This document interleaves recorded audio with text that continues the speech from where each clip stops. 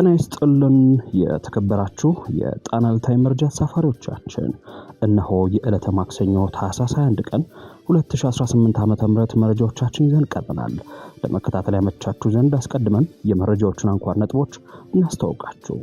በፋኖ ኃይሎችና በብልጽግናው አገዛዝ በቀጠለው ውጊያ በሌተናል ጄኔራል አሰፋ ቸኮል የሚመራው የሰሜን ምስራቅ እዝ ክፉኛ መመታቱ ተሰምቷል። በተለይም በላስታ ቀጠና አንድ ክፍለ ጦሩ ሙሉ በሙሉ መፍረሱን የተሰማው ይህን እልቂት ሊባል የሚችል የአውደ ውጊያ ውሎ መረጃ ጨምሮ ሌሎች የግንባር መረጃዎችን ይዘናል። ቀዳሚ መረጃችን ነው። ክርስቲያን ታደለን ጨምሮ በእስር ላይ ያሉ ሰዎች በይቅርታ ሊፈቱ ነው በሚል እየተሰራጨ ያለው መረጃ ሐሰተኛ ነው ቢባልም አገዛዙ የምርጫ ቅስቀሳ አጀንዳ ሊያደርጋቸው እንደፈለገ ሊፈቱ እንደሚችሉ እየተነገረ ነው። መረጃውን ሰምታላችሁ። የእስራኤል ጠቅላይ ሚኒስትር ቤንያሚን ኔታንያሁ ወደ አሜሪካ ያደረጉትን ጉዞ የዓለም አቀፍ የወንጀለኞች ፍርድ ቤት ያወጣባቸውን የእስር ትዕዛዝ ሊያስፈጽሙ የሚችሉ ሀገራትን የአየር ክልል በመሸሽ ማድረጋቸው ተሰማ። መረጃው አለ፣ ታደምጡታላችሁ። የትግራይ ታጣቂዎች ከዚህ በኋላ ትጥቅ አይፈቱም ተብለዋል። ይህም የቀጣዩ ጦርነት ዋና ማሳያ ሆኖ ተመላክቷል። ሌላኛው መረጃችን እናደርሳችኋለን። የተባበሩት መንግስታት የጸጥታው ምክር ቤት ባካሄደው አስቸኳይ ስብሰባ ላይ እስራኤል ከሶማሊላንድ ጋር ስለሚኖራት ግንኙነት የመወሰን ነጻነት አላት ስትል አሜሪካ ገለጸች። በሶማሊላንድ ዙሪያ ያሉትን መረጃዎች ይዘናል፣ ሰምታላችሁ። የኢትዮጵያ ብሔራዊ ባንክ በሕግ ተወስኖ የነበረውን የ7% ዝቅተኛ የቁጠባ ወለድ በማንሳት ከዚህ በኋላ የወለድ መጠን በገበያ ፍላጎትና አቅርቦት እንዲወሰን መወሰኑን አስታወቀ። ይህም አንዱ የዕለቱ መረጃ ነው፣ ሰምታላችሁ። ሳውዲ አረቢያ የኤምሬትስ የጦር መሳሪያ የጫኑ መርከቦች ወደ የመን ወደብ መግባታቸውን ተከትሎ ጥቃት ሰነዘረች። መረጃ ይደርሳችኋል። የተወደዳችሁ አድማጮቻችን አብራችሁን ስትቆዩ እነዚህንና ሌሎቹ መረጃዎች ሰማላችሁ። አክብሮታዊ ግብዣችን እያስቀደምን ወደ ዝርዝር መረጃዎቹ እናመራለን።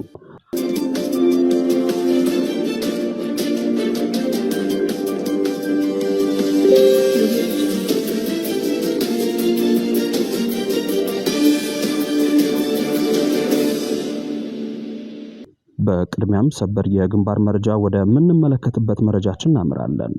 በሌተናል ጄኔራል አሰፋ ቸኮል የሚመራው የሰሜን ምስራቅ እዝ ክፉኛ መመታቱ ተሰምቷል። በተለይም በላስታ ቀጠና አንድ ክፍለ ጦሩ ሙሉ በሙሉ መፍረሱን የተሰማው በወሎ ቤተ አማራ ቀጠናዎች የተሰማው ይሄው ያገዛዙ ጦር በዋናነት በሌተናል ጄኔራል አሰፋ ቸኮል የሚመራው የሰሜን ምስራቅ እዝ በእዙ ስር በዘመቻ አባናደው ከባድ ጉዳት ደርሶበት ዳግም የተደራጀችው 61ኛ ክፍለ ጦር ከሰሞኑ ከፋኖ ኃይሎች ጋር በተካሄደ ከባድ ውጊያ የሰው ኃይሏን ጨምሮ 197 ወታደሮቿ ሲገደሉ ከ85 በላይ የሚሆኑት ቁስለኛ ተደርጎባታል። ይህችው ክፍለ ጦር ሙሉ በሙሉ መፍረሷም ነው የተሰማው።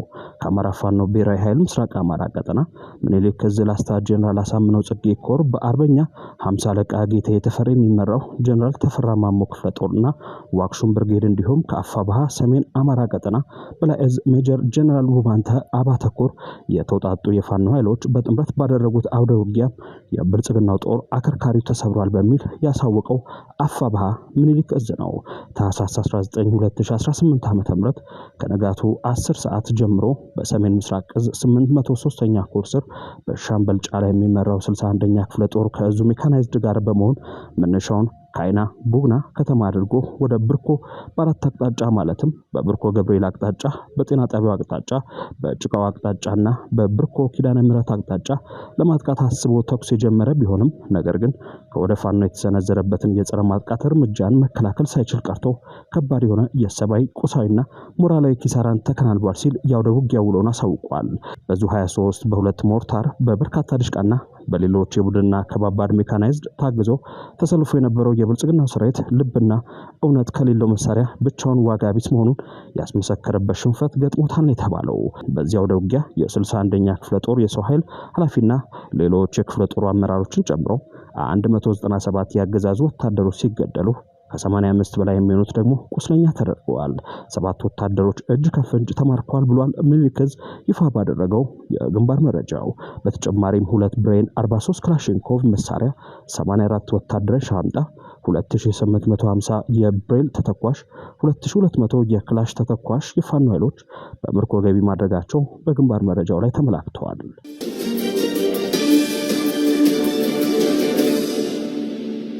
ክርስቲያን ታደለን ጨምሮ በእስር ላይ ያሉ ሰዎች በይቅርታ ሊፈቱ ነው በሚል እየተሰራጨ ያለው መረጃ ሐሰተኛ ነው ሲሉ ጠበቃቸው ተናገሩ።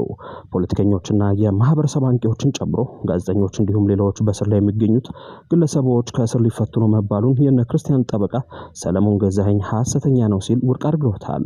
እየተሰራጨ በሚገኘው መረጃ ይፈታሉ ከተባሉት መካከል የህዝብ ተወካዮች ምክር ቤት አባሉ ክርስቲያን ታደለ የሚገኙበት ሲሆን ከመጪው ገና በዓል በፊት ከእስር እንደሚፈቱ እንደሚጠበቅም በማህበራዊ መገናኛ ዘዴዎች እየተሰራጩ የሚገኙት መረጃዎች ይጠቁማሉ።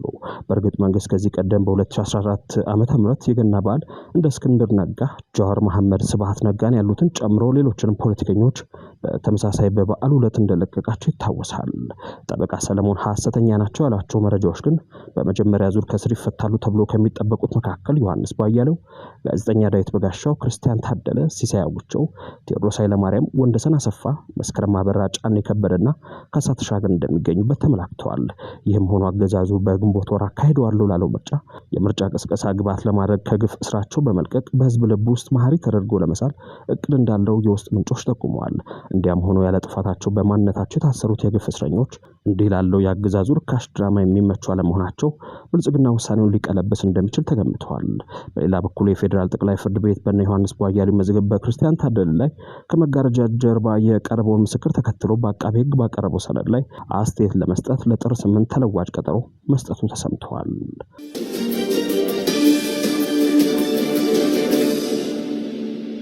የእስራኤል ጠቅላይ ሚኒስትር ቤንያሚን ኔታንያሁ ወደ አሜሪካ ያደረጉት ጉዞ የዓለም አቀፉ የወንጀለኞች ፍርድ ቤት ያወጣባቸውን የእስር ትዕዛዝ ሊያስፈጽሙ የሚችሉ ሀገራትን የአየር ክልል ለመሸሽ ሲሉ በረጅም እና አማራጭ መንገድ አከናውኗል ተባለም።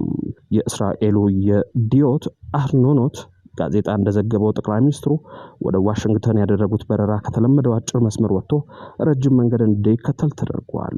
ይህ የተደረገው በጉዟቸው ወቅት በድንገተኛ አደጋ ወይም በቴክኒክ ችግር ምክንያት ሌላ ሀገር ላይ ለማረፍ ቢገደዱ የፍርድ ቤቱን ትዕዛዝ ተከትሎ ሊፈጸም የሚችለውን እስር ለማስቀረት ነው። የዓለም አቀፉ የወንጀለኞች ፍርድ ቤት በቤንያሚን ኔታንያሁና በቀድሞ የመከላከያ ሚኒስትር ዮአቭ ጋላንት ላይ በጋዛ የጦር ወንጀል ፈጽመዋል በሚል የእስር ትዕዛዝ ማውጣቱ ይታወሳል።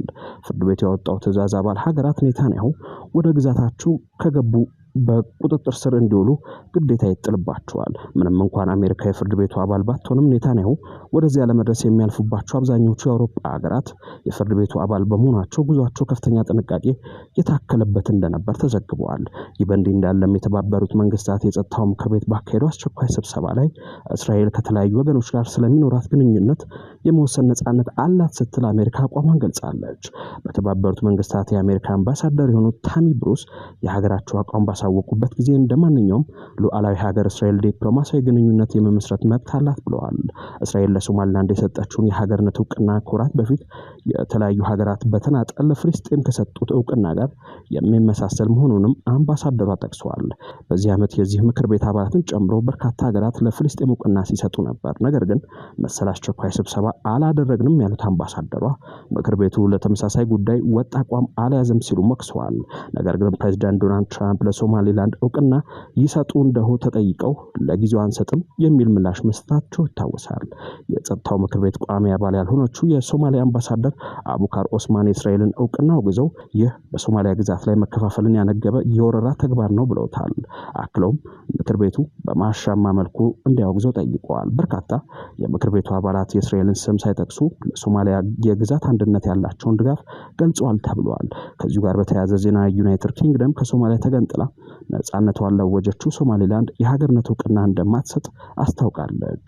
ለሶማሊያ ሉዓላዊነትና የግዛት አንድነት ያላትንም ድጋፍ በድጋሚ አረጋግጣለች። ባለፈው ሳምንት እስራኤል ለሶማሊላንድ ነጻና ሉዓላዊ ሀገርነት እውቅና የሰጠች የመጀመሪያው ሀገር ሆናለች። ይህንን ተከትሎም በርካታ ሀገራትና ቀጠናዊ ተቋማት የእስራኤልን እርምጃ በመቃወም መግለጫዎችን አውጥተዋል። የቀድሞ የሶማሊላንድ ቀኝ ገዢ የሆነችው ዩናይትድ ኪንግደም ይህንን ጎራ ተቀላቅላለች። በተባበሩት መንግስታት የዩናይትድ ኪንግደም ጉዳይ አስፈጻሚ የሆኑት አምባሳደር ጄምስ ኩሪኪ ትላንት በተደረገው የጸጥታው ምክር ቤት ስብሰባ ላይ ባደረጉት ንግግር ዩናይትድ ኪንግደም ለሶማሊላንድ ነጻነት እውቅና አትሰጥም ብለዋል። በሶማሊላንድ የእውቅና ሁኔታ ላይ የሚደረግ ማንኛውም ለውጥ በሞቃዲሾና በሀርጌሳ መካከል በሚደረግ ውይይትና የጋራ ስምምነት ላይ የተመሰረተ መሆን እንዳለበት እንዲሁም ከተባበሩት መንግስታት ቻርተር ዓላማዎችና መርሆች ጋር መጣጣም እንዳለበት እናምናለን ሲሉ የሀገራቸውን አቋም አስታውቀዋል። የቀጠናውን ሰላምና ደህንነት አደጋ ላይ የሚጥል ማንኛውም እርምጃ ያሳዝነናል ሲሉም አክለዋል።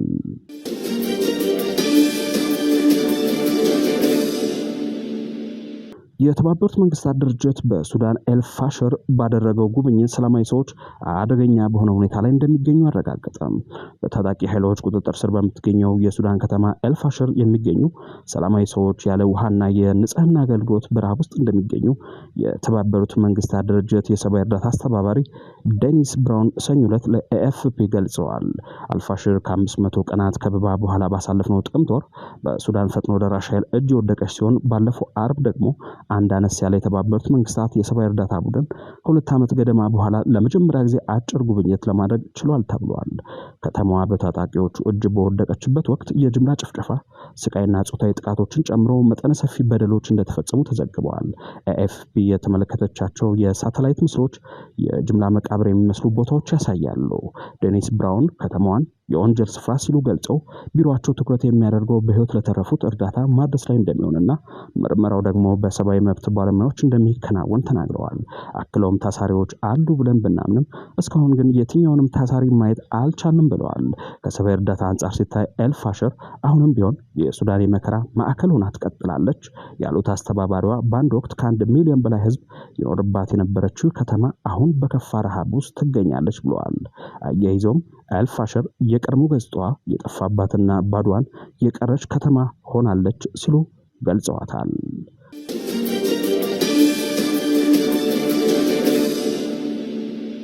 የብሔራዊ ተሃድሶ ኮሚሽን በትግራይ ክልል የሚያከናውነውን የቀድሞ ተዋጊዎች ትጥቅ ማስፈታትና የመበተን ስራ ከመስከረም ወር ጀምሮ ላልተወሰነ ጊዜ እንደተቋረጠ ገልጸዋል።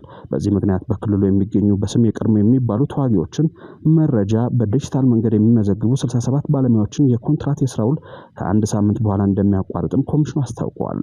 የብሔራዊ ተሃድሶ ኮሚሽን ምክትል ኮሚሽነር የሆኑት አቶ ተስፋለም ይህድገው ከትግራይ ክልል በመጀመሪያው ዙር ትጥቅ ፈተውና ስልጠና ወስደው ወደ ህብረተሰቡ የተቀላቀሉ የቀድሞ ታጣቂዎች ብዛት ከ63300 በላይ እንደሆነም ተናግረዋል ተብሏል። ይህም ሆኖ ህወሓት በተሃድሶ ኮሚሽን ውስጥ ባለፉ የተባሉ ታጣቂዎችን መልሶ እንደጠራ ወታደራዊ ስልጠናዎችን በመስጠት ላይ እንዳለ ይታወቃል። እነዚህ ቀድሞ ታጣቂዎች ስልጠና የወሰዱት በመቀሌ፣ ዕዳጋ ሐሙስና አድዋ ከተሞች በሚገኙ ማዕከላት እንደሆነ በመረጃው ላይ ተመላክተዋል። በመጀመሪያው ዙር የቀድሞ ታጣቂዎችን ዲሞቢላይዝ ለማድረግ ከተያዘው እቅድ አንጻር በክልሉ 11000 ገደማ የሚሆኑ ታጣቂዎች ላይ የትጥቅ ማስፈታቱና የመበተኑ ስራ እስካሁንም አለመከናወኑን ምክትል ኮሚሽነሩ አምነዋል። የስራ ማለቅ የነበረበት እስካለፈው መስከረም ወር ድረስ እንደነበርም አቶ ተስፋለም አክለዋል። የፖለቲካ ትኩሳት መኖሩ ሂደቱን ማስቀጠል እንዳይቻል ፈታኝ ሁኔታ መፍጠሩን ምክትል ኮሚሽነሩ ገልጸዋል። ዲሞቢላይዝ ለማድረግ አመራሮቹም ታጣቂዎቹም ፈቃደኛ ሆነው መምጣት ይጠበቅባቸዋል ሲሉ ሂደቱ ለምን እንደተቋረጠ አስረድተዋል። ህወሓት በበኩሉ መክት ለሚለው ዘመቻው ለቀጣዩ ጦርነት የዘመቻ ዝግጅት አጠናክሮ የቀጠለ ሲሆን በተለይም በወታደራዊ መስክ ተከታታይ ስልጠናዎች ላይ በትኩረት በመስራት ላይ እንደሚገኝ መረጃዎች ያሳያሉ።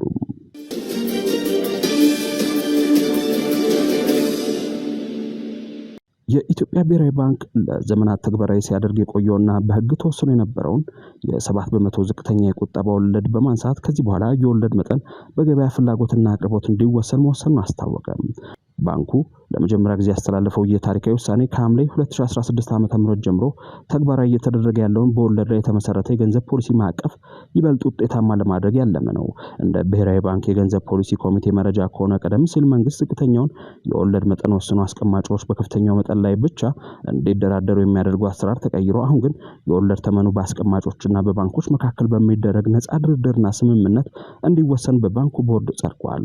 የዚህ ፖሊሲ ዋና ዓላማ በኢኮኖሚ ውስጥ የሚዘዋወረውን የገንዘብ መጠን በወለድ በኩል በመቆጣጠር የዋጋነትን ለማረጋጋትና የባንኮችን የውድድር መንፈስ በማሳደግ ቁጠባን ለማበረታታት መሆኑ ተጠቅመዋል። ብሔራዊ ባንክ አክሎም ጥብቅ የገንዘብ ፖሊሲው በዋጋ መረጋጋት ላይ ችግር እንደሚገጥመው በተረዳ ጊዜ ያሉትን የፖሊሲ መሳሪያዎች ሁሉ እንደሚጠቀም አስታውቋል። የገንዘብ ፖሊሲው አሁን ላይ ከማላላት ይልቅ ይበልጥ ጥብቅ ያደረገው ኮሚቴው ባንኮች በብሔራዊ ባንክ ዘንድ እንዲያስቀምጡ የሚገደዱት ወርሃዊ አማካይ የመጣበቂያ ክምችት ምጣኔ ከነበረበት በ2% በማድረግ ወደ 10% እንዲያድግ ተወስኗል። ዕለታዊ ዝቅተኛው የመጠባበቂያ ክምችት ግን በነበረበት 5% እንዲቀጥል ተደርጓል።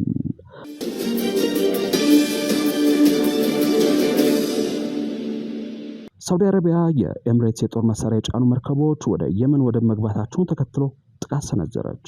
የተባበሩት አረብ ኤምሬትስ ለደቡባዊ የመን ተገንጣይ ኃይሎች የላከችው የጦር መሳሪያ ጭነት ወደ መቃላ ወደብ መድረሱን ተከትሎ ሳውዲ አረቢያ በወደብ ከተማዋ ላይ የአየር ድብደባ ፈጸመች። ሳውዲ አረቢያ የኤምሬትስ ድርጊት እጅግ አደገኛ መሆኑን በማሳሰብ ጠንካራ ማስጠንቀቂያ ሰጥታለች ተብሏል። የድብደባ የተፈጸመው በተባበሩት አረብ ኤምሬትስ በሚደገፈውና የደቡብ ሽግግር ምክር ቤት ተብሎ በሚጠራው ተገንጣይ ቡድንና በሳዑዲ በሚደገፉ ኃይሎች መካከል ላለፉት ቀናት ውጥረት ነግሶ በቆየበት ወቅት ነው።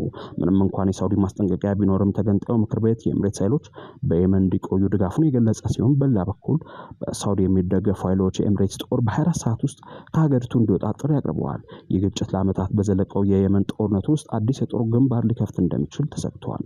ቀደም ሲል በኢራን በሚደገፉት የሁቲ አማጽያን ላይ በጋራ ሲዋጉ የነበሩት ኃይሎች አሁን እርስ በርስ ወደ መጋጨት እያመሩ ነው። ሁኔታው በረሃብና በበሽታ በታወከችው በዚች የአረቡ ዓለም ድሃ ሀገር ላይ ሰብአዊ ቀውሱን ሊያባብሰው ይችላል ተብሏል። የሳውዲ መንግስት የዜና ወኪል እንደዘገበው ጥቃቱ የተፈጸመው ከኤምሬትሷ ፉጃይራ ወደብ የተነሱ መርከቦች መቃላ ወደብ መድረሳቸው ከተረጋገጠ በኋላ ነው። መርከቦቹ የክትትል መሳሪያቸውን በማጥፋት በርካታ ጦር መሳሪያዎችንና የውጊያ ተሽከርካሪዎችን ለተገንጣይ ኃይሎች ለማድረስ መሞከራቸውን የሳውዲ መግለጫ አመልክተዋል። የሳውዲ አየር ኃይል እየመጣ ያለውን ስጋት ለመከላከል በሚል ዛሬ ማለዳ በመቃላ ወደብ ላይ የተራገፉ መሳሪያዎችን ኢላማ ያደረገ የአየር ጥቃት መፈጸሙን ገልጸዋል።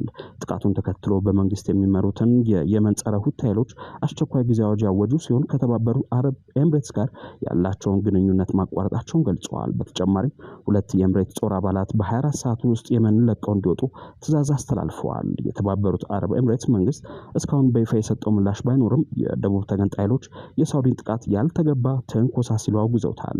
ይህም ድርጊት ደቡባዊ የመን ራሷን ችላ እንድትቆም የሚያደርጉትን ጥያቄ እንደሚያጠናክረው ገልጸዋል።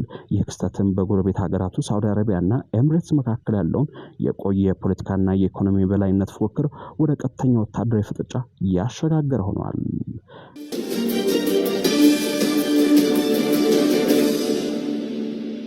የተወደዳችሁና የተከበራችሁ የጣና ዕለታዊ መረጃ ተሳፋሪዎቻችን የዕለተ ማክሰኞ መረጃዎቻችን እነዚህ ነበሩ። ዕለታዊ ጣና መረጃዎች እንዲደርሷችሁ ቻናላችንን ላይክ እና ሰብስክራይብ በማድረግ ቤተሰብ ይሁኑ።